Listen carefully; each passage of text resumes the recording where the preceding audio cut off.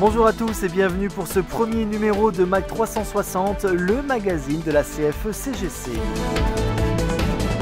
Au programme ce mois-ci, égalité professionnelle, opération portes ouvertes et stress au travail. Nous nous rendrons également à la Maison du Danemark, où nous retrouverons le président Bernard Van Krenest, sans oublier Carole Couvert. La secrétaire générale nous parlera du Tour de France, des nouveaux dialogues et du procès. MAG 360, premier numéro, c'est parti. Et commençons tout de suite avec les brefs du mois. Depuis le 1er janvier, les entreprises n'ayant pas conclu d'accord sur l'égalité professionnelle se verront infliger une pénalité financière, une sanction qui a toutefois très peu de chances d'être appliquée. Selon Marilyn Brugidou, la responsable du réseau équilibre CFE-CGC, ce texte de loi n'a aucun sens. Il faut avoir fait Bac+12 pour comprendre le calcul de la sanction financière.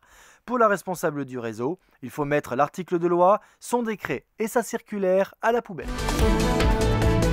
Le 23 janvier, à l'occasion de la journée porte ouverte FNEX, la Fédération nationale de l'encadrement des commerces et des services CFE-CGC organisait Salvagram à Paris des rencontres entre représentants du syndicat et des salariés non syndiqués. Au programme, découverte de la CFE-CGC, mais également des services mis à leur disposition. Le pôle juridique a également répondu à de nombreuses questions sur le droit du travail dans le commerce.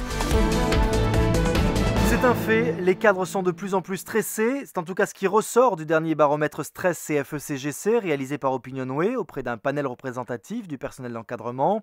Selon l'étude, un tiers des cadres interrogés attribuent une note de stress supérieure à 7 sur 10 avec une moyenne jusque-là inégalée de 6,5. Et pour cette première rencontre, direction la Maison du Danemark à Paris, nous avions rendez-vous avec Bernard Van Krenest. Le président nous parle des 3 grands combats du syndicat pour 2012. Le premier combat, c'est évidemment la croissance de notre économie, repartir sur des chemins qui offrent des perspectives d'avenir, qui enthousiasment, qui redonnent espoir. Et pour dynamiser cette croissance, il faut impérativement que les banques fassent leur travail de financement de nos entreprises. Il faut également qu'on mobilise un certain nombre d'outils existants, je pense au Fonds stratégique d'investissement, à OSEO, au grand emprunt, mais à un rythme plus intense. Nous avons besoin de soutenir la recherche, le développement et l'innovation, tout cela, bien évidemment, au service de l'emploi. Deuxième dossier majeur, la protection sociale. Nous sommes face à un vieillissement de la population qui induit des augmentations de dépenses plus importante. Le financement de la protection sociale est un enjeu majeur si nous voulons éviter d'avoir un système de retraite qui tombe, si nous voulons éviter de nous trouver dans une situation où nos concitoyens sont obligés, de plus en plus nombreux, d'arbitrer entre leurs dépenses contraintes et le fait de se soigner. Enfin, dernier combat majeur, la reconnaissance du fait syndical, la place et l'action des partenaires sociaux et des organisations syndicales, des représentants du personnel, de la CFE-CGC, pour trouver des solutions, pour faire des propositions, pour dynamiser ce dialogue social au service de notre économie, de nos entreprises, de l'emploi, des conditions d'emploi, de la santé au travail. C'est ce que porte la CFE-CGC depuis plus de 60 ans, à savoir un dialogue constructif au service des salariés. Nous vous donnons un chiffre à retenir, cette fois-ci c'est 2012, 2012 comme la nouvelle année qui vient de commencer, mais également l'année de l'écoute, du dialogue et d'un nouveau pacte social pour la CFE-CGC.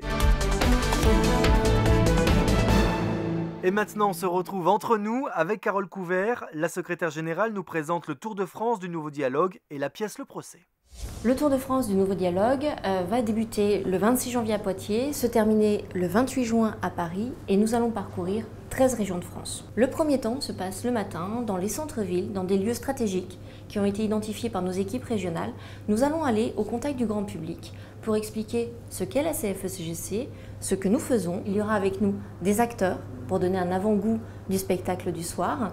Il y aura également avec nous une animation avec des segways, donc les fameuses trottinettes électriques. Deuxième temps, l'après-midi, des forums avec nos partenaires qui seront présents, qui pourront rencontrer nos militants, créer des contacts, créer des courants d'affaires. Il y aura également des ateliers.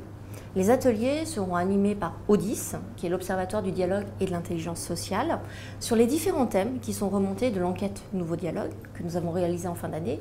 Le temps fort, le clou du spectacle Eh bien, c'est la pièce interactive, la pièce façon Robert Hossein, le procès du syndicalisme. Donc nous allons partir avec une tonalité impertinente, décalée, de stéréotypes. En gros, on va partir de la trilogie barbecue, merguez, défilé. Donc syndicalisme de contestation, d'opposition et de manifestation. Tous ceux que la CFE-CGC n'est pas, n'a jamais été.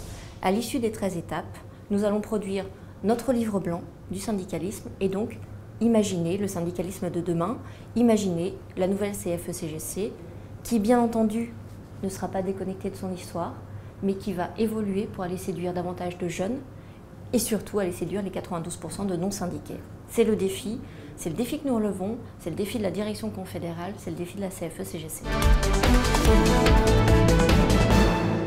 Voilà, c'est la fin de ce premier numéro. À noter dans vos agendas les prochaines représentations du procès qui se tiendront à Lille le 2 février, à Blois le 23 février et à Reims le 1er mars. On se retrouve le mois prochain. Salut!